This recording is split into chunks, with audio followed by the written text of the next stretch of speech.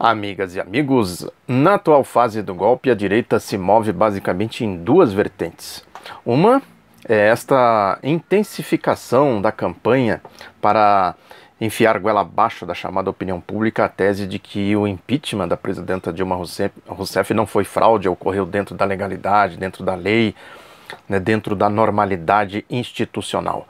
Esta é uma tese crucial para eles. Eles vão chegar na campanha eleitoral dizendo exatamente isso. Olha, nós tiramos ali um governo que era corrupto, limpamos ali aquele pessoal, tiramos aquela turma lá da ideologia e agora as coisas prosseguem dentro da normalidade. Vai ter eleição agora, Esta é uma via crucial, essa é uma vertente crucial para eles venderem a segunda vertente, a outra vertente que eles trabalham, que é o projeto do golpe. Basicamente é o projeto neoliberal, o projeto da direita, a essência do que é a elite brasileira, a história da elite brasileira, tudo isso que a gente está vendo aí, essas reformas neoliberais para abrir o orçamento público para eles, carrear todos os recursos do orçamento para a direita, para esta elite. Não é nada de investimentos maciços em saúde pública, educação pública, segurança pública. É um mecanismo de funcionamento do Estado, quem paga imposto, quem fica com o imposto que as pessoas pagam. O trabalhador tem o imposto de renda descontado na fonte.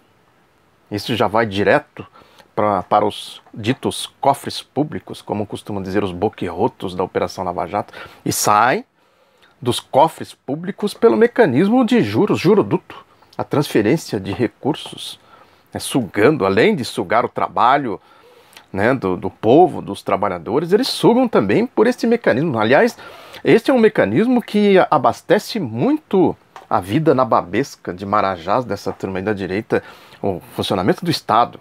Eles ficam menos Estado para o povo, para eles mais Estado. Moldando o Estado exatamente de acordo com seus interesses. Tem um artigo do Otávio Frias Filho, que é o dono do Grupo Folha, hoje nesse sentido, que ele começa a analisar essa história da fraude, que ele diz aqui, a fraude do impeachment, para justificar, tentando dar fundamentação à tese de que não foi golpe. Que diz aqui, do ângulo processual, a deposição ocorreu de acordo com a lei. A presidente teve amplo direito de defesa, a licença pela Câmara e o julgamento pelo Senado aconteceram sob supervisão de um Supremo independente. Eram necessários 2/3 de ambas as casas para afastá-la de vez. Na Câmara, 74% votaram contra ela, no Senado, 76%. A fraude é grotesca aqui, Quer dizer, não teve todo um processo aí de a virada daquelas manifestações de 2013, não teve a constituição desse grupo corrompido no Poder Judiciário, o epicentro do golpe, a Operação Lava Jato, essa fraude. Tudo é fraudulento, é o mundo da abstração que eu falo aqui, prossegue ele.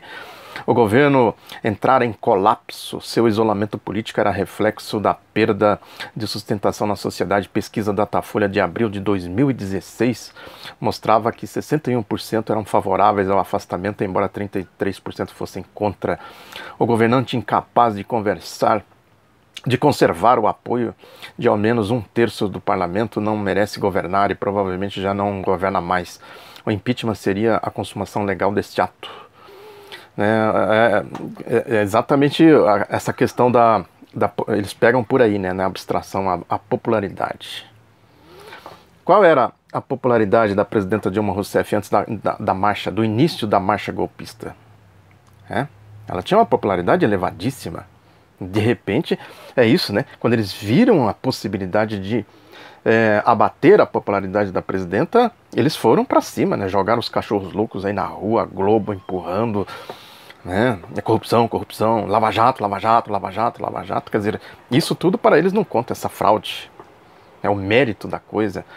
Aí ele diz aqui, terminando o artigo, o militante pode gritar golpe com a legitimidade de quem está engajado na luta política, mas o historiador obedece a outro tempo, outros critérios. Ou seja, quem está dizendo que é golpe aqui é militante, só militante. É isso, Vejam como é a manipulação, a criação dessa ideia abstrata. O historiador, quem escreve história, eu escrevo aqui, eu pesquiso história, eu vivo disso. A minha função hoje, basicamente, é pesquisar a história. Eu sei que isso aqui é fraude, mentira, né? No mérito, as coisas são cristalinas, são concretas. Não tem como a pessoa dizer, ó, isso aqui é mentira, tá aqui ó, o fato aqui, ó, tá aqui um fato concreto. Não, mas é mentira. É o mundo da abstração que eles criam, né? Aí tem muito aí também, vejam como é uma coisa orquestrada, muito essa história de comparação da Dilma com o Collor. Aqueles que estavam defendendo o impeachment do Collor naquela época são os que estão dizendo agora foi golpe em 2016. Vejam a questão de classes ideológicas. O Collor tinha um projeto, ele foi afoito no projeto, claro que foi, né? Criou ali um ambiente de ingovernabilidade, né? Mas o projeto dele era um projeto da direita, esse mesmo projeto é golpista. O fio não é pelo impeachment, o fio é pelo veio ideológico, a ideologia de quem está governando e quem está pedindo o impeachment. Sim, é um processo de inversão, né, ideológica de classes, de interesses de classes, os dois impeachments. Né? Lá o Brasil praticamente se unificou, né, a favor do impeachment do Collor, porque ele não atendia os interesses mais do projeto neoliberal, tanto é que eles encaixaram depois o Fernando Henrique Cardoso, e também nunca teve, nem passou perto de um projeto popular, democrático, progressista, né, de independência, de soberania, essas coisas básicas de uma nação civilizada e desenvolvida, nunca passou perto, ao contrário da Dilma Rousseff. Né? Há uma clara inversão das coisas. E outra, e o rompimento com o programa de governo eleito em 2014, isso não conta? Eles nem tocam nesse assunto. Qual foi o programa de governo que foi eleito em 2014? Foi esse aí que eles estão aplicando, da privataria, das reformas anti-povo, anti-nação e etc., né? E outra, na concretude que eu tenho falado aqui, como eles tratam essa questão, que a bandeira deles é isso aí, a corrupção, tinha corrupção. É isso que eles vão usar agora nas eleições, na campanha eleitoral, para justificar o impeachment. Agora, como eles trataram a corrupção, a verdadeira corrupção, não passou nem perto da Lava Jato, nem chegou perto. Né? Porque é isso, né? Eles estão no centro da corrupção, a Lava Jato. E como é que eles vão limpar aqui em torno da gente? Eles teriam que se autolimpar, né? Se autodestruir. Se eles estão atolados na corrupção, no mundo da corrupção. É só ver como eles trataram aí a tal do mensalão, né? Do PSDB, aí, essa história. Por que a Lava Jato é tão lerda, né? Tão cágada, para usar aqui uma expressão que eu já falei aqui que o Marco Aurélio Mello usou certa vez, né? E ele até disse, a sílaba tônica fica a seu critério. Quando é para tratar da corrupção, a Lava Jato é cágada. Agora, quando é para fazer perseguição política, ela é ágil. Né? No instantinho, vão lá, diz que fazem a acusação, fazem a investigação, fazem a condenação, passa por uma instância, outra instância, e prende. Prenderam o Dirceu, agora estão ameaçando prendê-lo de novo, sem que haja sequer uma única assinatura. Né? Como diz o Jânio de Freitas hoje, na sua coluna na Folha de São Paulo, o Dirceu, o Genuíno, tratava das questões políticas. Tinha outros setores que tratavam da questão, né, financeira da campanha. E por que a Lava Jato não investigou o Caixa 2, a Justiça Eleitoral? Por que eles deixaram o Caixa 2 fora de tudo isso? Por quê? Se a base de toda acusação é o Caixa 2. Por que eles ignoraram os depoimentos do João Santana, do Ike Batista, do Renato Duque, do Paulo Roberto Costa, do Nestor Severo? Por que eles ignoraram sobre essa questão do Caixa 2? Por quê? Né? E aí, agilidade aqui, prende. E tem corrupção ali, ó, Caixa 2. Viu lá, o Ike Batista falou, João Santana, tal, Nestor Severo, tal. Não, Caixa 2, não ouvi, não sei. O que eles estão falando do quê? Caixa 2? Nunca ouvi falar de Caixa 2. O sentido de classe das coisas. É isso, né?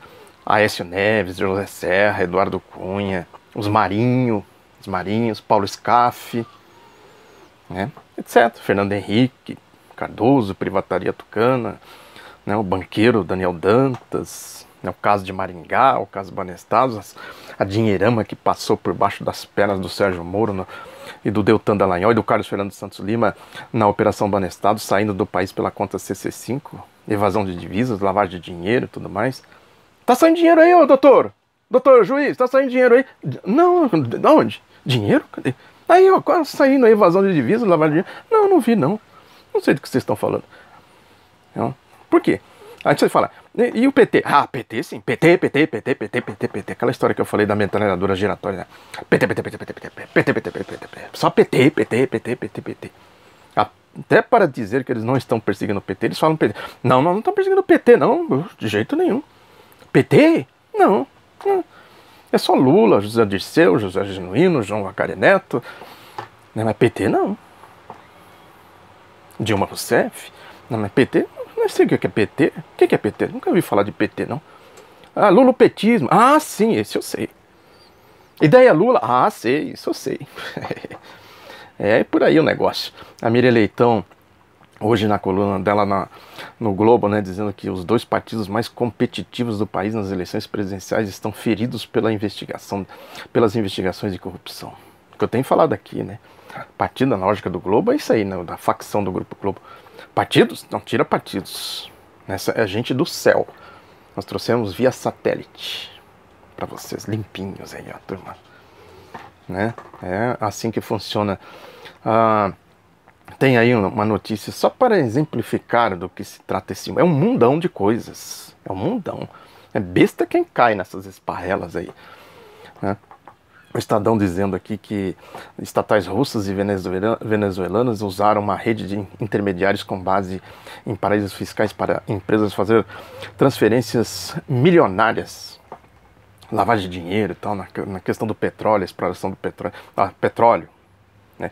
Aí a gente vai ver quem é que está denunciando e quem está investigando. Documentos detalhados detalhando essas transações estão hoje nas mãos do Departamento de Justiça dos Estados Unidos, enquanto investigadores na Europa também buscam respostas sobre indícios considerados atípicos. Ou seja, a Europa e os Estados Unidos estão investigando as transações comerciais da Rússia com a Venezuela. É a mesma lógica aqui da Lava Jato, é a mesma coisa. A mesma lógica. Os corruptos, malandros, interesses, né, milionários de poder e tudo mais. E eles estão investigando corrupção. O editorial do Estadão de hoje, né, diz que o país chegou a tal ponto de degradação política e moral que já será um grande avanço, quase uma revolução se os eleitos no pleito deste ano forem pelo menos honestos. Só gente honesta, nada de ideologia, viu? No entanto, as urnas não deveriam servir somente para purgar a política nacional dos malfeitores que ora a infestam, como se apenas a partir disso todo o resto se resolvesse. Pois nem a corrupção é o único mal do país, nem sua eventual superação será o lenitivo mágico que lançará o Brasil no rol dos países desenvolvidos.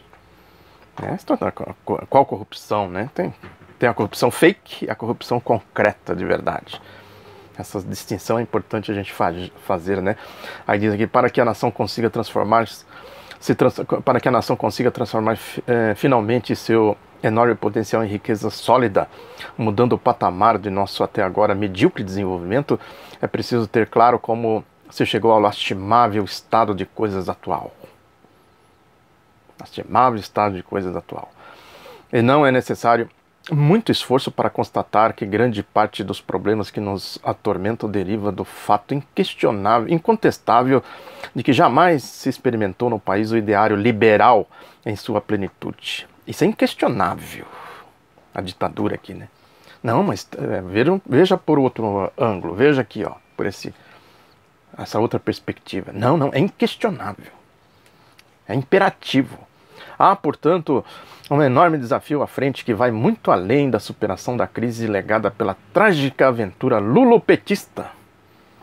É preciso empreender uma mudança cultural no país, fazendo com que os valores liberais, sobretudo a aposta na capacidade criativa e inovadora dos cidadãos livres numa ordem democrática. Um cidadão de bem, cidadão livre e tal, né?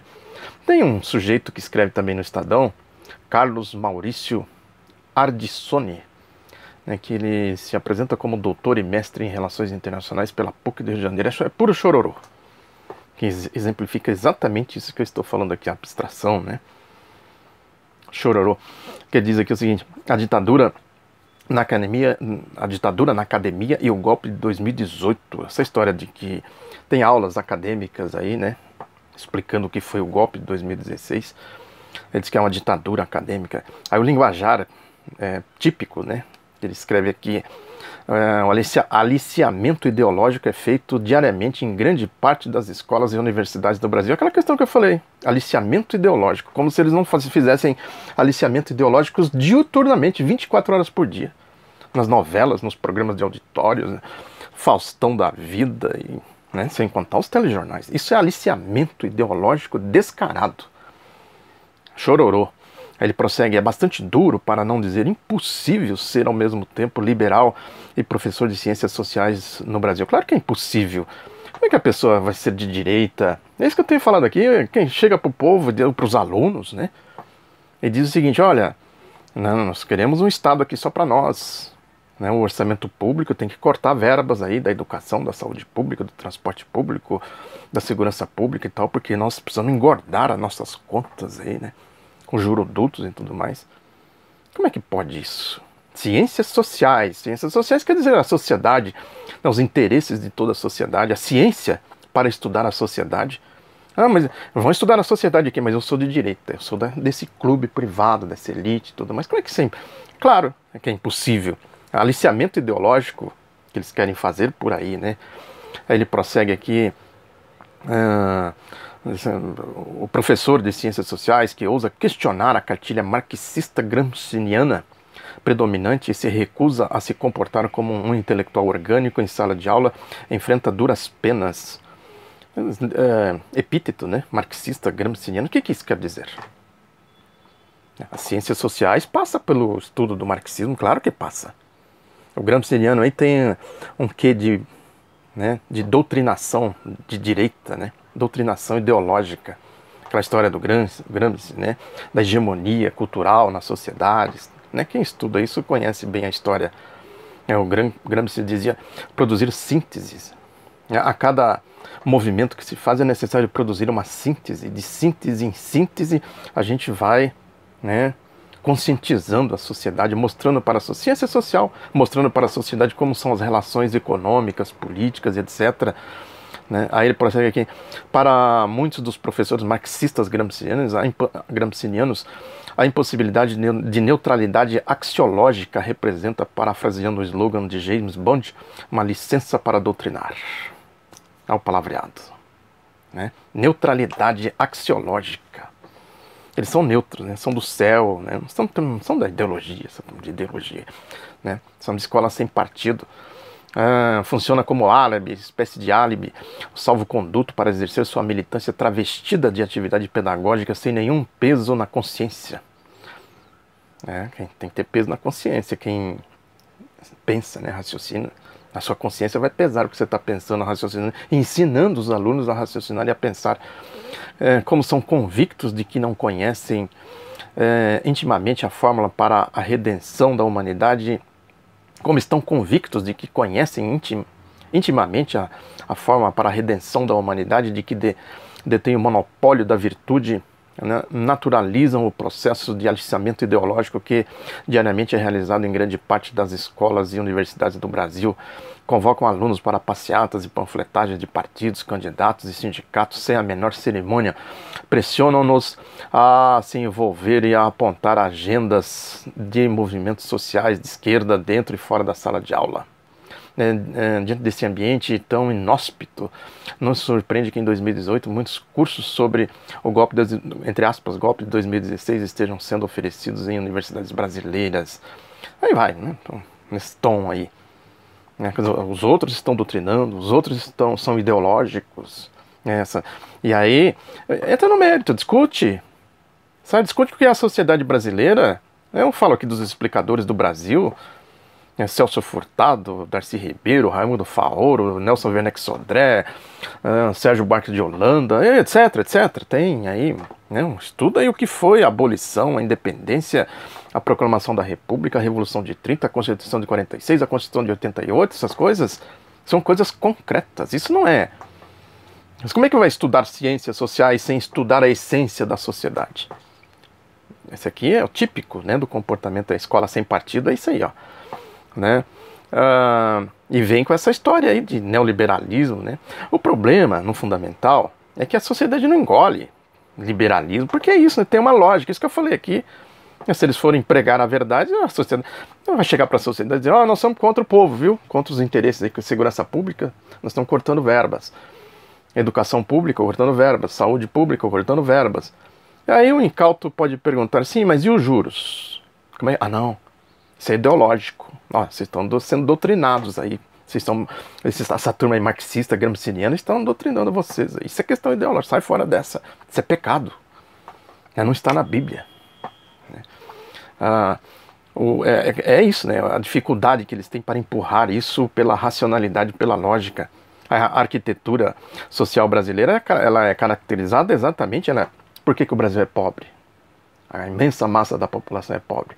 Pela arquitetura social, claro, falta de políticas públicas, de um Estado que promova o desenvolvimento, o progresso social, né? A força da ideologia liberal brasileira, o projeto neoliberal, tem traços feudais, escravocratas, sobretudo, né? Esta é a causa dos nossos grandes problemas sociais, a diferença, esses dois universos, né? Como distribuir o fruto do desenvolvimento, né, realizado.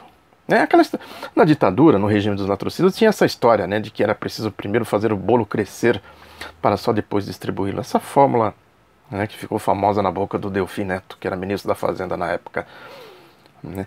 Seguir a risca isso que eles estão dizendo hoje: vamos promover o desenvolvimento, não é nada de distribuir, viu?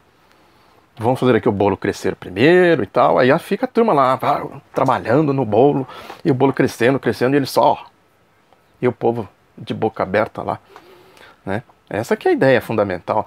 A história do Plano Real, do Fernando Henrique Cardoso, já falei aqui, né? Vendido aí por meio de um marketing mundial, né? Muito bem arquitetado. A história do Fernando Henrique, né? Muitos hão de se lembrar da mão espalmada, assim, levanta a mão, tinha a musiquinha dele, era assim, né? Aí falava saúde, educação, não sei o que, não sei o que, não sei o que, não sei o que. E em letras miúdas do contrato, vinha lá o verdadeiro programa deles: privatização, né? Acabar com os direitos dos trabalhadores, a aposentadoria, a que ele chamava de Era Vargas, né? Que dizia que estava apodrecida, né? Nenhuma reforma de cunho neoliberal foi votada pelo povo. Nenhuma. Que eles prometiam, ninguém falava de reforma neoliberal, falava em saúde, educação, essas coisas. Quando chegaram lá, fizeram a limpa em tudo isso. Privataria, etc. No segundo turno, na reeleição em 98, isso ficou mais explícito ainda, porque se apresentou um dilema. O Lula começou a crescer e ameaçar eles. Ameaçaram o Fernando Henrique Cardoso. A turma olhava para aquilo lá, os eleitores, o povo, né, falava: eu não vou votar nisso aí não, eu quero emprego, quero, né, melhorias, dignidade e tal. Quem é que está oferecendo isso? Eles corrigiram o rumo, aí o Fernando Henrique começou a falar com toda hora: emprego, levanta a mão e tal, e lá vinha lá, emprego, segurança, não sei o que, não sei o que, não sei o que, não sei o que. Mas as letrinhas miúdas que o povo não via, estavam lá embaixo, no rodapé do contrato, né?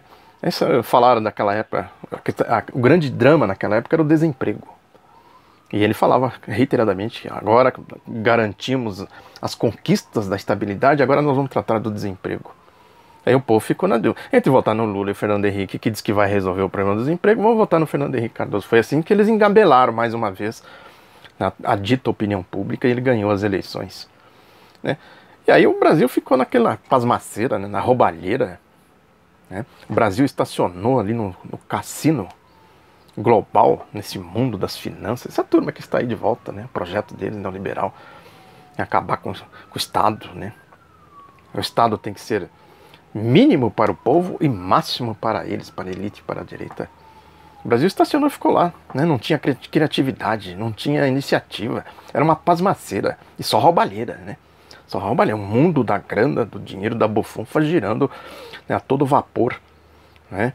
E o Brasil tem uma característica, né? Essa criatividade que a gente vê na música, né? A música verdadeira brasileira, né? No futebol, né? Os gênios que nós temos aí no futebol.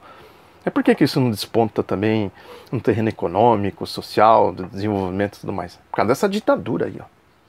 Ditadura, né? Essa história de que o projeto neoliberal, basicamente, o que o Estadão falou aqui, basicamente é o indivíduo, né? É a mola mestra de tudo, é o indivíduo. E o que move o indivíduo é a necessidade. Se você não se encaixa no projeto deles, de Estado deles, você que se dane. A filosofia do nada, nada ou afunde. Ou você se vira, dá um jeito de ser rico, ou você afunda. Vai morar aí nas favelas, nas periferias, sem transporte público, sem saúde pública, sem segurança pública, sem nada. Sim, mas precisamos de políticas públicas aqui para o povo e tal. Não, não, não, não, não. É liberal, né? Neoliberal. É cada um por si. Se você que se vire. Né? Se você vai roubar, né? Experimenta ir lá roubar. Aí precisa de leis duras, né? Da lei e da ordem. Olha, as leis são muito frouxas com esses bandidos aí, né? Prende amanhã de estar solto, não sei, precisa de leis mais duras, mais polícia na rua, né? Mais extermínio, né? Do excedente aí que fica costeando o alambrado da marginalidade, da criminalidade, etc. Sim, mas aí tem os ideológicos, os marxistas gramscianos, como diz aqui esse professor. Né? Esses aí, corruptos, são todos corruptos, ideológicos. Se insistir, manda prender. Já tem um ideológico lá preso. Lá nas masmorras do Sérgio Moro. Ele é ideológico, a ideia Lula, né? Está lá, presa. Ideológico. Ideológico, ó. O tratamento é esse aí. Muito obrigado pela atenção. Divulga o outro lado da notícia. Um abraço, até a próxima.